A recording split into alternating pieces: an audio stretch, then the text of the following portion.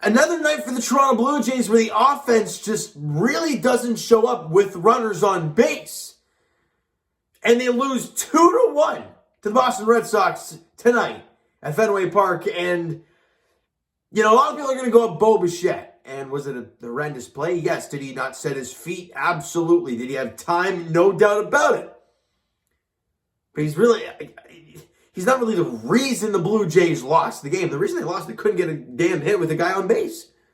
When you score one run against a team like Boston, good luck trying to win. I understand they only lost 2-1, but the offense was abysmal with guys on base tonight. And you had 8 hits total, 9 strikeouts, but you could only muster up 1 run. And there were moments in this game, it was less than 2 out as well. It's not like it was just a 2-out rally that you just couldn't complete. No, you had guys on with less than 2 out, and you couldn't drive anybody in. And, heck, the only scoring for the Blue Jays happened in the top of the second. Who is it? Zach Flippin Collins, of all people. Like, this guy, the running joke that I had was that it was Oakland, right? They're the Orioles for Randall Grichuk, right? We always knew Randall Grichuk's numbers against the Orioles were off the charts. We're like, man, if only he could play them all the time. Well, Zach Collins did not do well in his first little bit as a Blue Jays, first 5 ABs. But then he plays against Oakland, and my God, he can't stop hitting. But now he goes to Boston, and he's a home run at the top of the second inning to right field. And the Jays are in front 1-0. Meanwhile, Yusei Kikuchi, in the bottom of the third inning, gets an RBI double to Trevor Story. In comes Kike Hernandez, making it a 1-1 game. But other than that run, Kikuchi, he did battle his command at times, but overall, he pitched really well. A very good step in the right direction for Yusei Kikuchi. But we move ahead to the bottom of the 7th inning. And to this point, the Jays offense, like I mentioned, hasn't gotten anything going other than the solo bomb from Zach Collins. Bobby Dalbec gets a ground ball to short and has time, does Bo Bichette, because it's Bobby Dalbec running. But he rushes it, doesn't set his feet, throws it in the dirt. Vladdy can't scoop it. And Dalbec goes to second base. And that's leading off the inning. There's nobody out. You could have had a 1 out, ground out, no problems, 1 away, nobody on, perfect stuff. But instead, that happens. Then Jackie Bradley Jr. hits a ground ball. We get the out, yippee. But they move up to third base, and now there's a guy at third with less than 2 out. And Connor Wong hits a sacrifice fly, and in comes Bobby Dalbec. Look, obviously the offense for both teams wasn't getting anything going. They only had 3 hits in the ball game. 3! And they scored 2 runs in 1. It's not going to happen very often against the Red Sox. You had to take advantage of that, and they didn't. The offense didn't get anything going the rest of the way, and they shut them down. Jays lose 2-1. Look, Vladdy went 2 for 3 in the game with a walk. Zach Collins, 2 for 4 with the home run and the RBI. And Alejandro Kirk went 2 for 4. Those are all pretty and beautiful. But nobody got a hit with a runner on base, a runner in scoring position to get a clutch knock. You didn't get it from anybody. And we can sit here and talk about Bo Bichette and how defensively there's been a lot of question marks, but he's been decent to start the season. There's a lot of balls in the dirt that Vladdy's been picking, but he's been better. This game, not so much.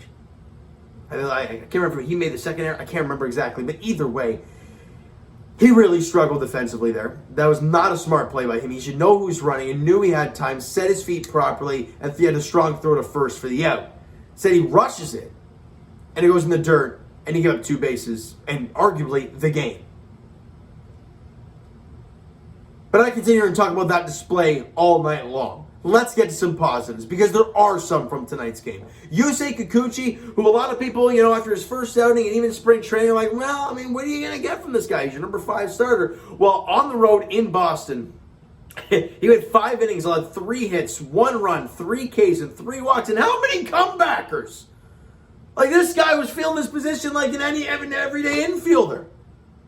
I counted at least 3. There might have been more. There might have been 4 or 5 of them that were either comebackers right at him, line shots right at him, or just ground balls hit to him. It was pretty crazy, and he fielded his position really, really well today. And Yusei Kikuchi was outstanding.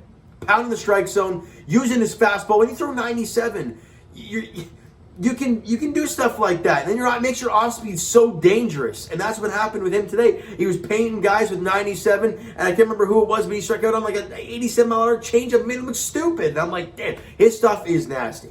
Jamming a lot of guys as well. I thought he was absolutely incredible tonight. Great job from Yusei Kikuchi. A very good step in the right direction for him. David Phelps was amazing as always. 1 inning, no hits, no walks, no runs, couple strikeouts in his cleaning of work in the 6th. And Yimi Garcia, I mean, he went an inning, didn't allow any hits, no walks, but allowed a run. The Bichette error. And then Trevor Richards out there in the bottom half of the 8th inning to keep it a 1-run ball game, to give your team a chance. Goes out there, 1 inning, no hits, no walks, no runs, and a strikeout for Trevor Richards. So the bullpen did their job. Your pitching, hey, you know what? Your pitching staff did their job. But in a big moment defensively, Bichette makes a mistake, and the offense couldn't get anything going with dudes on base. That's the story of the game. There's no other way of looking at it.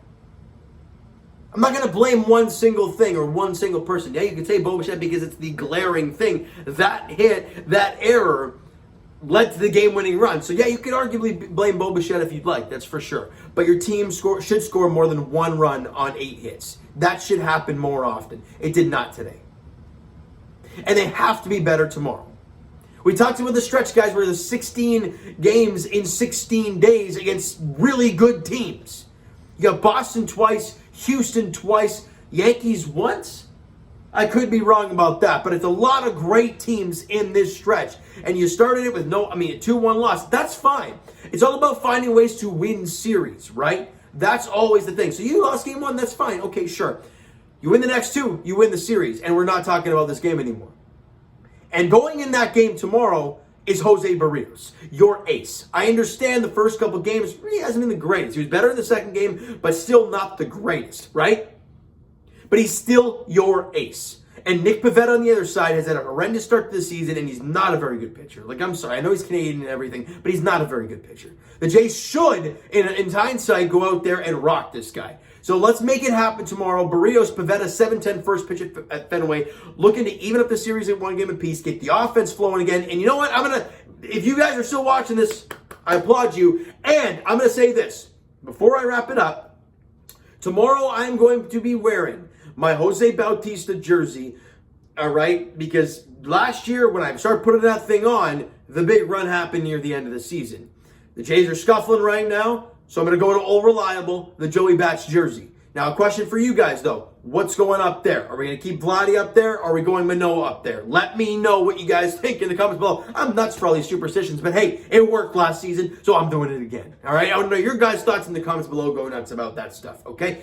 You know what, guys? That is going to do it for this one. You enjoyed the video and not the game tonight, because it was probably a lot of pulling of hair in this game. Smack the like button if you guys enjoyed this one. Hit the subscribe button. You guys not already, comment down below. Thoughts on the video, thoughts on the game. Would you like, would you not like from today's game for the Toronto Blue Jays? The Twitter link is down below, so follow up, send me a DM to like great stuff. The Instagram link is also down below, so follow up there if you guys have not done so already. And I will talk to you guys Raptors edition tomorrow night for Game 3 between the Raptors and the 76ers. Look, do or die, in my opinion. You're down 2-0. You come back home. You win that game. You've got some momentum back in your side, and you know that place is going to be rocking. It's going to be rocking at Scotiabank Arena. A playoff Raptor game post-COVID. I do that because it's obviously still around, but it's going to be loud. It's going to be crazy. They need a W tomorrow night. It's an 8 p.m. tip-off there at Scotiabank Arena. As for the Toronto Maple Leafs, they got a W 5-2 tonight against the Philadelphia Flyers at Scotiabank Arena. I'll talk to you guys right after this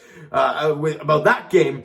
And as for the Toronto Blue Jays, Game 2 of the 3-game set in Fenway against the Boston Red Sox goes tomorrow night, 7:10 first pitch there. Jose Berrios, Nick Pivetta is the pitching matchup, all right? So thank you guys so much for listening and watching. I hope you enjoyed the video and not the game tonight. We'll talk to you guys then.